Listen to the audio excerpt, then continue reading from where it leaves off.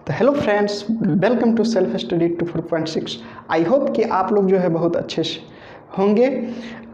तो चलते हैं आज की क्लास में हम लोग फिर जो है एक्सरसाइज नंबर 8.1 का जो है क्वेश्चन नंबर 6 से स्टार्ट करते हैं, क्योंकि प्रीवियस क्लास में हम लोगों ने क्वेश्चन नंबर 1 से लेके 5 तक के क्वेश्चन को बहुत अच्छे और बेसिक कॉन्सेप्ट के साथ जो है हम लोग सीखे थे। तो हम लोग 6 नंबर क्वेश्चन में देखते हैं कि वह हम लोगों को क्या कह रहा है और हम लोगों को क्या उसमें करना है। तो देखिए कि 6 नंबर क्वेश्चन में आपको क्या कह रहा है कि एंगल ए और एंगल बी जो है वह आपको एक एक्यूट एंगल है, यानी न्यून कोण है, और वहाँ पर आपको दिया हुआ है कि कॉस ए जो है वह आपको कॉस बी के इक्वल है।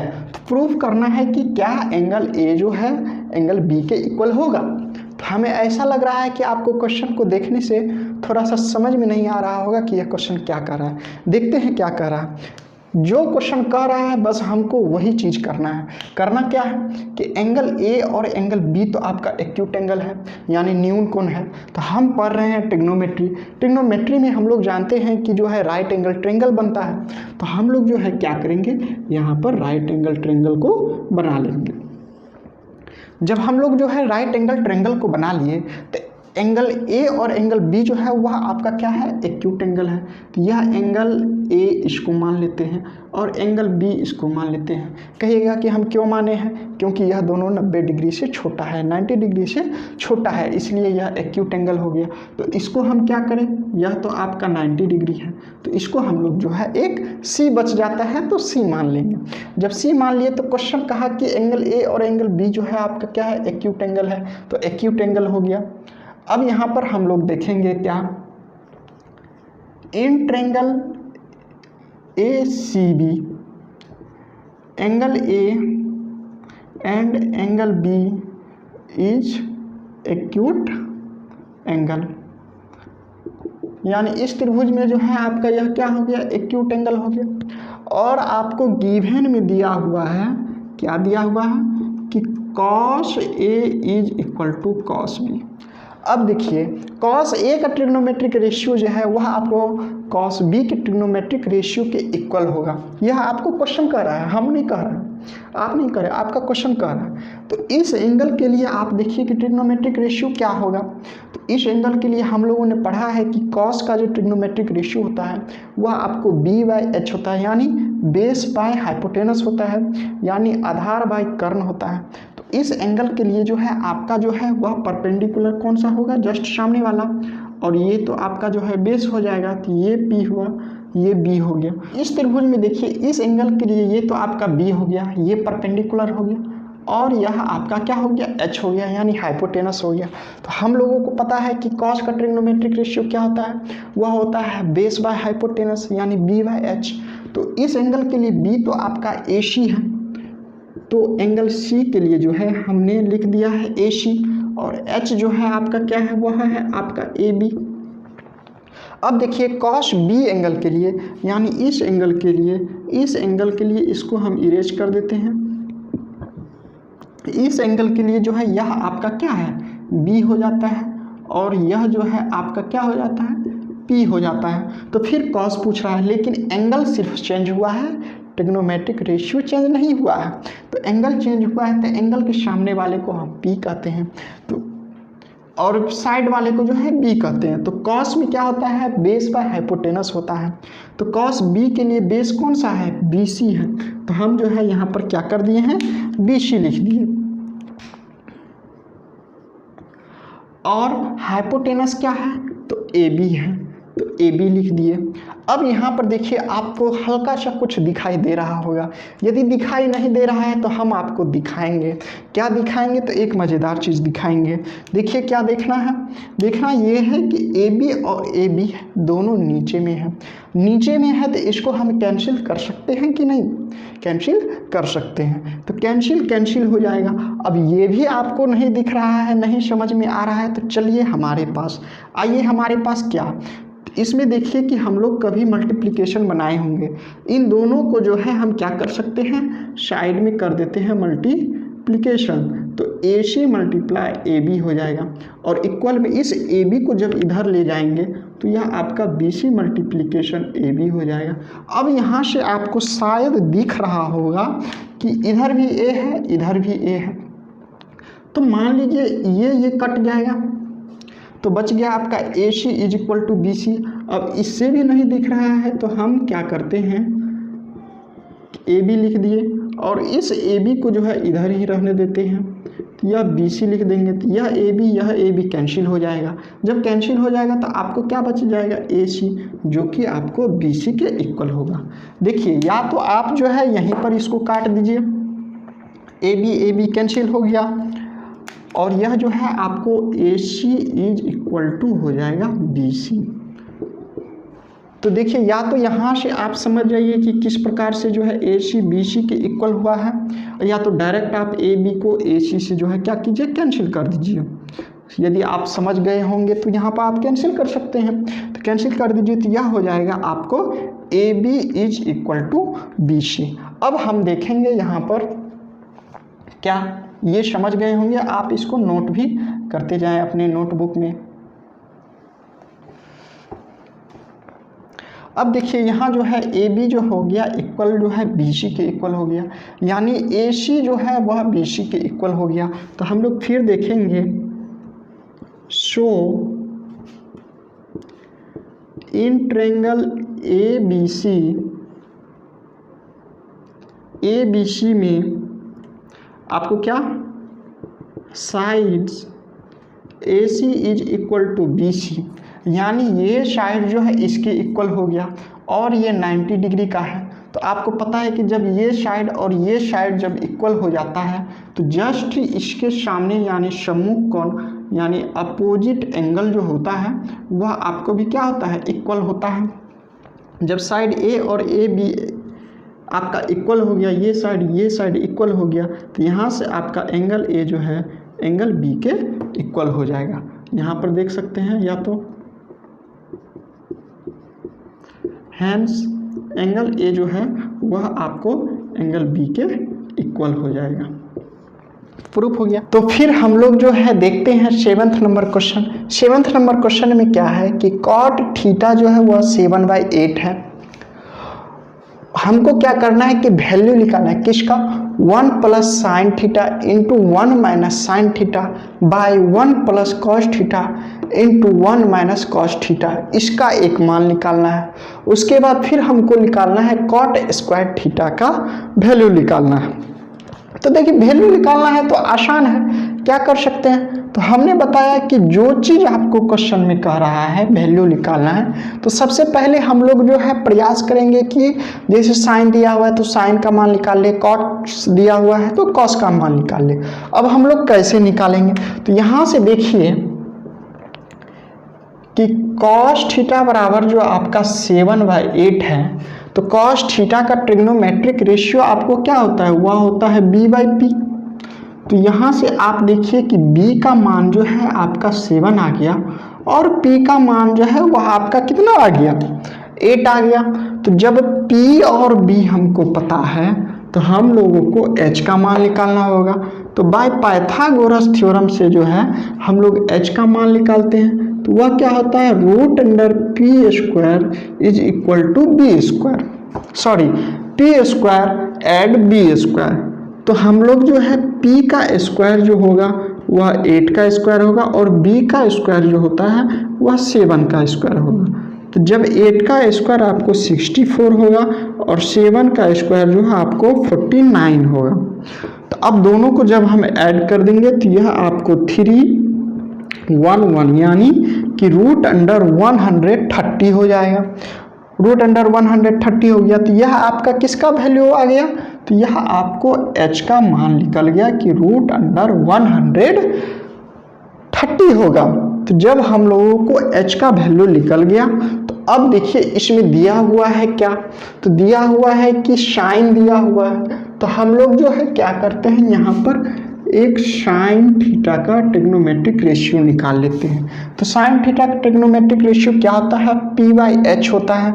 तो देखिए यहाँ से P जो है आपको 8 है और H जो है √113 है। फिर देखिए आपको कॉस दिया हुआ है, तो यहाँ से जो है कॉस थीटा का ट्रिग्नोमेट्रिक रेशियो निकाल लेंगे। इसका वैल्यू होता है b बाई एच होता है। तो b जो है आपको 7 है और h जो है वह आपको 113 है। तो अब देखिए कहता है क्वेश्चन में क्या कि इसका वैल्यू निकालना है, तो 1 प्लस साइन थीटा। तो साइन थीटा बराबर क्या आया है 8 बाई रूट अंडर 113, इसको कर देंगे मल्टीप्लिकेशन में। फिर लिखेंगे साइन थीटा का वैल्यू क्या है, इसका लिखेंगे 8 बाई रूट अंडर 130। अब फिर देखिए इसका क्या लिखेंगे 1 प्लस कॉस थीटा का क्या है 7 बाई रूट अंडर 30 और 1 माइनस कॉस थीटा का वैल्यू क्या है वह है 7 बाई रूट अंडर 113। अब देखिए इसको हम क्या कर सकते हैं, कुछ तो कर सकते हैं, थोड़ा सा हमको समझ में आ रहा होगा क्या कि इसको जो है देखिए कि आपको a माइनस बी और a प्लस बी के होल स्क्वायर पर यह क्या है ना है।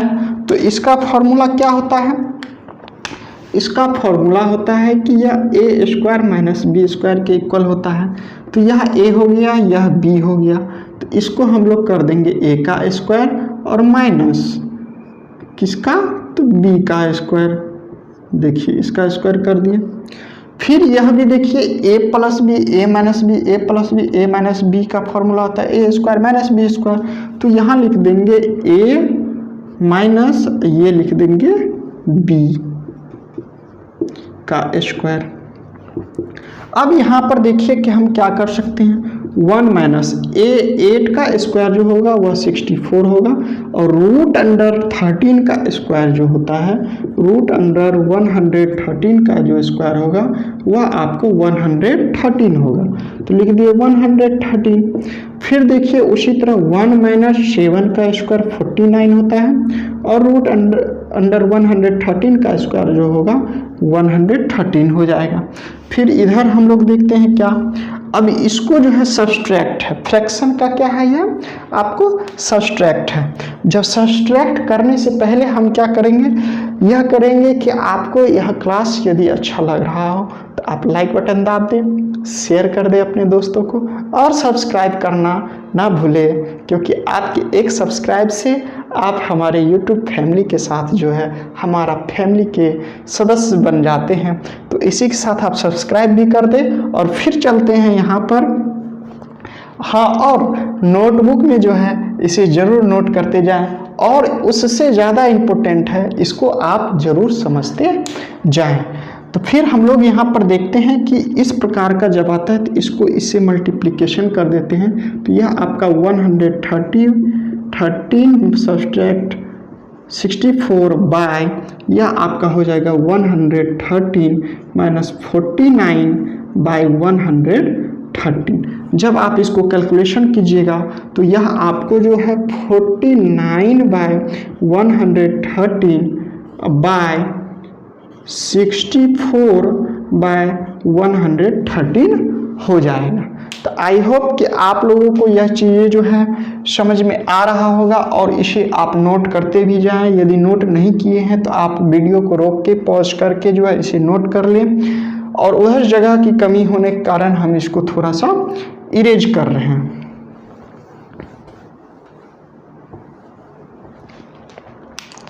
अब देखिए वहाँ जो आपको आया 49 बाई 113 बाई 64 बाई 113, इसको जब हम सॉल्व करेंगे तो आपको जो है यह जब ऊपर जाएगा तो 113 ऊपर चला जाएगा और 64 जो है आपको नीचे आ जाएगा। यह जो है आपका कैंसिल हो गया और इसका आंसर जो है वह आपका क्या हो गया 49 बाई 64, यानी 1 इसका जो वैल्यू निकलेगा वह इस तरह से करके जो है हम लोगों ने आंसर निकाला 49 बाय 64। आई होप कि फिर से आपको यह चीज़ जो है समझ में आ रहा है। तो फिर हम लोग देखते हैं 2 नंबर क्वेश्चन में कि वह आपको क्या कह रहा है कि cot square theta is equal to dash, यानी कॉट स्क्वायर थीटा का हम लोगों को क्या करना है, मान निकालना है। आप लोग इसको जो है नोट कर चुके होंगे, तो फिर हम लोग आगे बढ़ते हैं, देखते हैं कि कॉट स्क्वायर थीटा का वैल्यू जो है वह क्या होगा। इसी तरह हम लोग जो है बेसिक तरीके से समझते चलेंगे, क्योंकि सेल्फ स्टडी का लक्ष्य ही है कि आपको जो है बहुत ही बेसिक तरह का कॉन्सेप्ट दे। तो कॉट स्क्वायर थीटा है, तो देखिए कॉट थीटा का वैल्यू जो है वह आपको क्या है,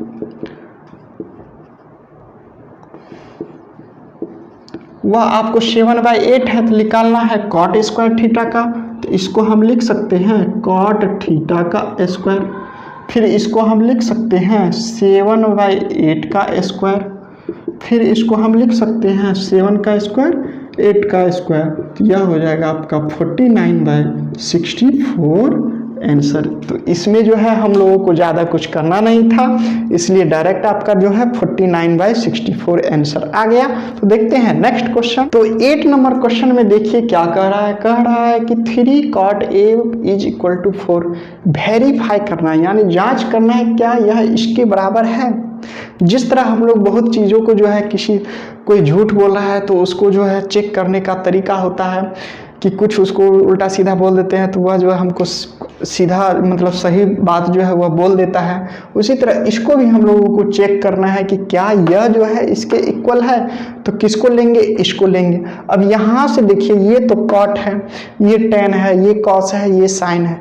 तो हमने आपको क्या कहा है कि जो आपको पूछ रहा है उसका मान सबसे पहले निकालेंगे, उसका वैल्यू निकालेंगे।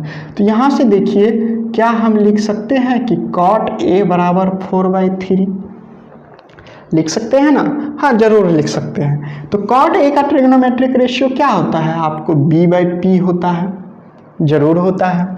तो जब आपको B जो है 4 और P जो है 3 मालूम चल गया, तो हमको H यहाँ से क्या होगा, P² एड जो है वह B² के होगा। अब P जो है वह आपका 3 का स्क्वायर होगा और B जो है वह आपका 4 का स्क्वायर होगा। तो फिर देखिए 3 3 जा आपको 9 हो जाएगा और 4 4 जा जो है आपको क्या हो जाएगा, 16 हो जाएगा। जब इसको हम ऐड करेंगे तो आपको 25 आएगा और √25 का वैल्यू जो होता है वह क्या होता है, आपको 5 के इक्वल होता है। तो यहाँ से देखिए आपको H जो है क्या पता चल गया, 5 पता चल गया। तो अब एक चीज़ यहाँ पर देखिए पूछ रहा है क्या, तो 10। यहाँ पर हम लोग जो है 10 का वैल्यू लिख लेंगे। 10 का ट्रिग्नोमेट्रिक रेशियो क्या होता है, 10 का ट्रिग्नोमेट्रिक रेशियो जो होता है वह होता है आपका P/B, यानी लंब बटा आधार, या इंग्लिश में कहिए तो परपेंडिकुलर बाय बेस होता है। तो P आपको 3 है और बेस जो है आपको क्या है, 4 है। फिर एक दूसरा यहाँ पर देखिए cos A है, तो cos A का भी लिख लेंगे। इसका जो वैल्यू होता है आपको वह होता है B/H, यानी आधार बाई कर्ण। तो B जो है आपका 4 है और H जो है वह आपका 5 है। फिर देखिए sin A का है, तो sin A का ट्रिग्नोमेट्रिक रेशियो क्या होता है, P/H होता है, यानी परपेंडिकुलर बाय हाइपोटेनस होता है। तो P देखिए यहाँ 3 है जिसको हम लोग लंब कहते हैं और H जो है वह आपका 5 है। तो हम लोगों ने जो क्वेश्चन कह रहा है वो सब करते जा रहे हैं, तो आंसर तो जरूर मिलेगा।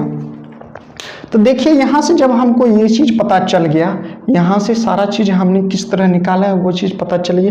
इसको आप नोट कर सकते हैं या समझ गए होंगे तो और अच्छी बात है। इसको हम जो है क्या करते हैं, इरेज कर देते हैं, थोड़ा सा इरेज कर दिया। अब यहाँ पर देखिए क्या कहता है, LHS लेंगे। LHS में क्या है, 1 - 10² A 1 + 10² A है। तो अब देखिए कि 1 - 10 A का वैल्यू क्या है, आपको 3/4 है। तो यहाँ हो जाएगा 3/4 का स्क्वायर, फिर 1 + 10 का वैल्यू क्या है, 3/4 है। तो यह हो जाएगा 3/4 का स्क्वायर। तो अब इसका देखिए 1 - 3 3 जा 9/4 4 जा 16 हो जाएगा। यहाँ हो जाएगा 1 + 3 3 जा 9/4 4 4 जा 16। अब इसको जो है हम क्या करेंगे, सॉल्व करेंगे। इसको सॉल्व यहाँ पर करते हैं। तो देखिए 16 को 1 से मल्टीप्लिकेशन करके 9 में सब्सट्रैक्ट कर देंगे, तो यह आपको हो जाएगा 16 माइनस 9/16, और यह आपको हो जाएगा 16 प्लस 9/16। तो यह आपको हो जाएगा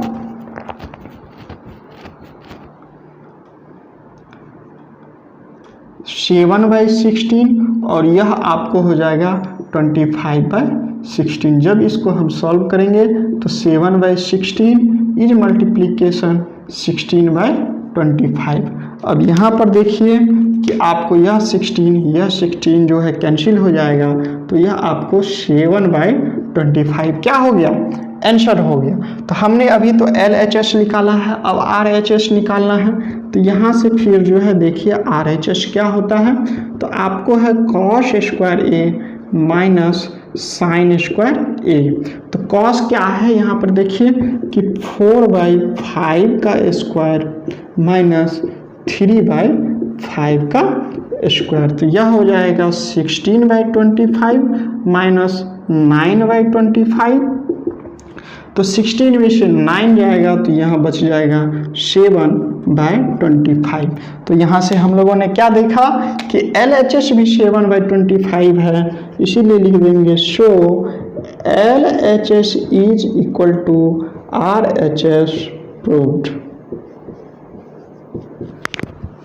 यानी कि LHS को हमने ले लिया और RHS का वैल्यू भी निकाल लिया, और यहाँ पर दोनों का मान जो है आपको इक्वल आ गया, इसीलिए जो है यह LHS और RHS आपका प्रूफ हो गया और वेरीफाई हो गया। तो देखिए 9 नंबर क्वेश्चन में जो है कह रहा है कि इन ट्रेंगल ABC, एक ट्रेंगल है आपका ABC, एंगल B जो है राइट एंगल ट्रेंगल है, और एंगल B जो है वह आपको 90 डिग्री है, और इफ और उसमें दिया हुआ है कि tan एंगल A जो है वह 1/√3 के इक्वल है। तो देखिए सबसे पहले क्वेश्चन जो कह रहा है उसको कर लेते हैं। क्वेश्चन कह रहा है कि एक त्रिभुज है ABC, तो A लिख दिए, B लिख दिए, C लिख दिए, और एंगल B जो है वह आपको 90 डिग्री है। फिर कह रहा है क्या, यहाँ से देखिए कह रहा है कि tan एंगल A जो है वह आपको √3 है। तो tan एंगल A जो है वह जो है इस एंगल के लिए है 1/√3 है। तो tan का ट्रिग्नोमेट्रिक रेशियो क्या होता है, P/B होता है। तो इस एंगल के लिए P तो यह हो गया यानी 1, और B जो है यह हो गया यानी √3।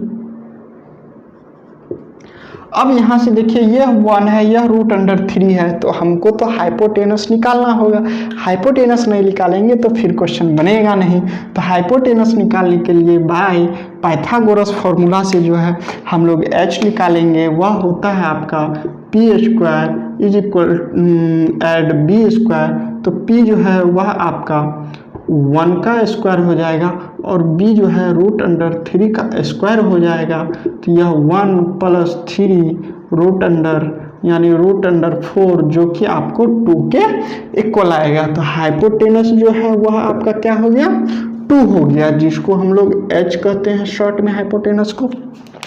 देखिए यहाँ से हमको सारा चीज़ जो है वह क्या हो गया, पता चल गया। तो अब देखिए क्या दिया हुआ है कि साइन एंगल A, यानी इस एंगल के लिए साइन का ट्रिग्नोमेट्रिक रेशियो लिखेंगे। तो साइन एंगल A का ट्रिग्नोमेट्रिक रेशियो क्या होगा, P/H होगा। तो P 1 है और H जो है वह आपका 2 है। फिर cos C के लिए देखिए, तो cos C के लिए जो है B यह है और H जो है यह 2 है, तो B यह भी आपका 1/2 हो जाएगा। एड cos A के लिए देखिए, इस एंगल के लिए देखिए B यह है, H यह है, तो यह आपका हो जाएगा √3/2। और sin C के लिए देखिए, sin C के लिए P यह है तो √3/2। अब इसको देखिए 1/4 एड √3 को जब हम लोग मल्टीप्लिकेशन करेंगे तो वह 3 आएगा, और यह जो है आपको 4 आएगा। तो जब डिनोमिनेटर दोनों सेम हो जाता है तो इसका एलसीएम भी वही होगा, और यह 1 + 3 इज इक्वल टू 4/4 और यह 4 कैंसिल होके क्या हो जाएगा 1 के इक्वल हो जाएगा। यानी फर्स्ट नंबर क्वेश्चन का आंसर जो है आपका वह क्या हो गया 1 हो गया। तो इसी के साथ हम लोग सेकेंड नंबर क्वेश्चन देखते हैं और इसको इरेज कर देते हैं क्योंकि इससे जो है सारा वैल्यू हम लोग यहाँ पर लिख चुके हैं। तो सेकेंड नंबर में देखिए वह क्या कह रहा है, वह आपको कह रहा है कि cos a के लिए जो मान क्या होगा वह आपको होगा b/h होगा। तो यह यहाँ लिखेंगे √3/2 इंटू cos c के लिए क्या होगा 1/2 होगा तो 1/2 लिख दिए, माइनस sin a के लिए क्या होगा 1/2 होगा और sin c के लिए क्या होगा √3/2 होगा। तो देखिए √3/4 माइनस √3/4 और जब यह प्लस है और ये माइनस है इसको भी आप सॉल्व कर सकते हैं इस तरह। तो 4 का 4 हो जाएगा √3 तो यह हो जाएगा 0/4 यानी इस सेकेंड नंबर का जो है वह आपका क्या मान आएगा 0 आंसर आएगा। तो इस तरह जो है हम लोगों ने 9th नंबर क्वेश्चन भी देखे हैं। अब हम लोग देखेंगे 10th नंबर क्वेश्चन। तो देखिए आप अपनी बुक में देखिए क्योंकि हमको तो वैसा जो है कुछ टेक्निकल चीज़ है नहीं कि मैं आपको क्वेश्चन दिखा पाऊँ। तो आप जो है यहाँ पर समझिए क्वेश्चन और क्वेश्चन को बुक में देखिए कि इन ट्रेंगल PQR, एक ट्रेंगल जो है वह आपका PQR है। तो हम लोगों ने यहाँ पर क्या किए हैं एक ट्रेंगल जो है PQR जो है वह क्या कर लेते हैं बना लेते हैं। अब देखिए एंगल Q जो है वह 90 डिग्री होना चाहिए। तो यह आपका 90 डिग्री है। इसमें कह रहा है कि PR यानी यह PR और QR जो है दोनों को ऐड करके 25 आ रहा है और PQ जो है वह आपका क्या आ रहा है 5 सेंटीमीटर दिया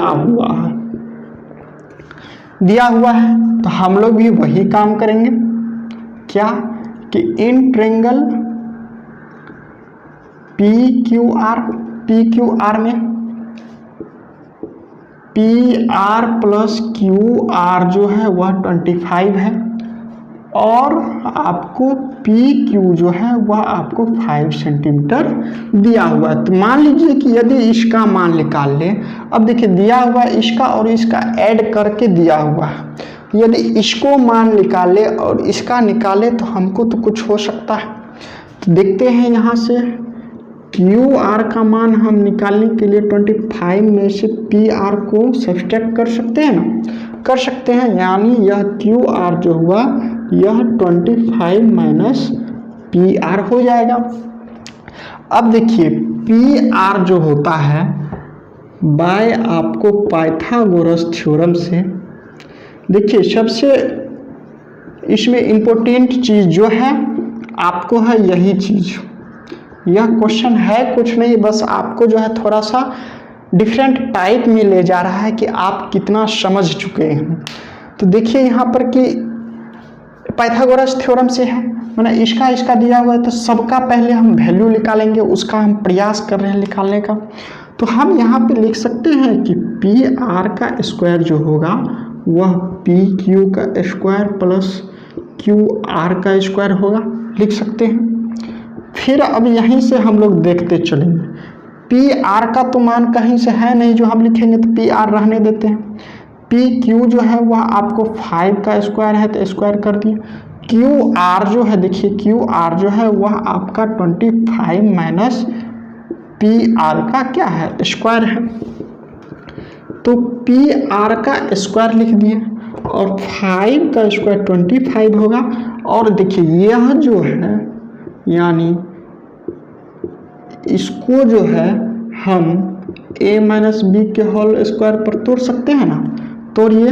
तो a जो है आपका ये है और b जो है यह है।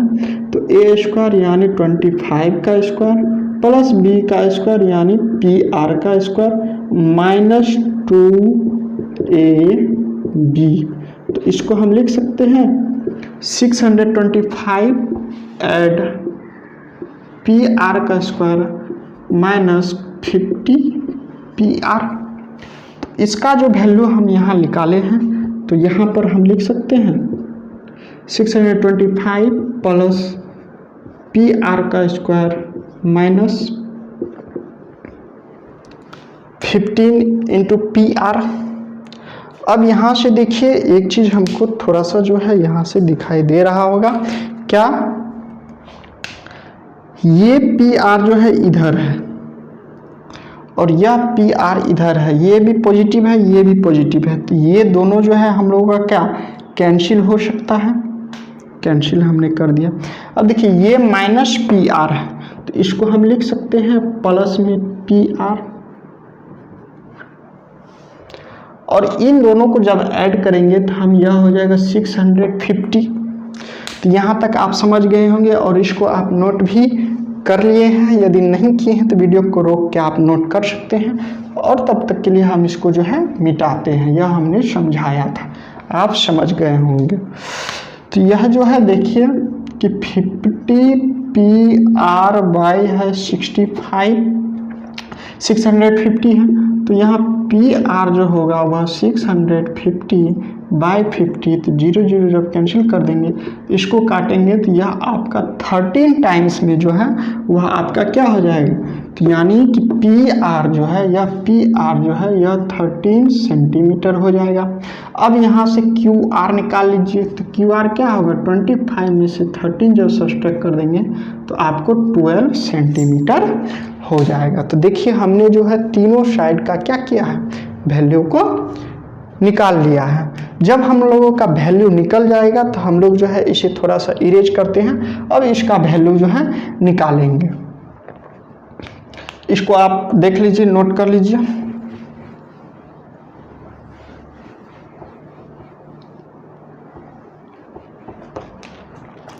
अब देखिए हमने जो है तीनों साइड का वैल्यू निकाल लिया है, तो यहाँ से देखिए साइन पी, यानी इस एंगल के लिए साइन के लिए क्या होता है पी बाय एच होता है, तो पी तो ये है आपका क्यू आर, यानी Q R by P R यह हो जाएगा आपका 12 बाय 13।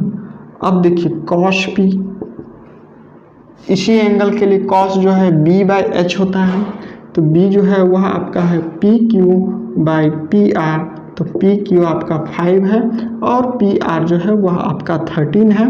और यहीं से देख लीजिए 10 पी जो कि आपका होता है पी बाई बी होता है, तो पी है क्यू आर और बी जो है पी क्यू है, तो इसीलिए यह जो है आपका हो जाएगा 12 बाई 5।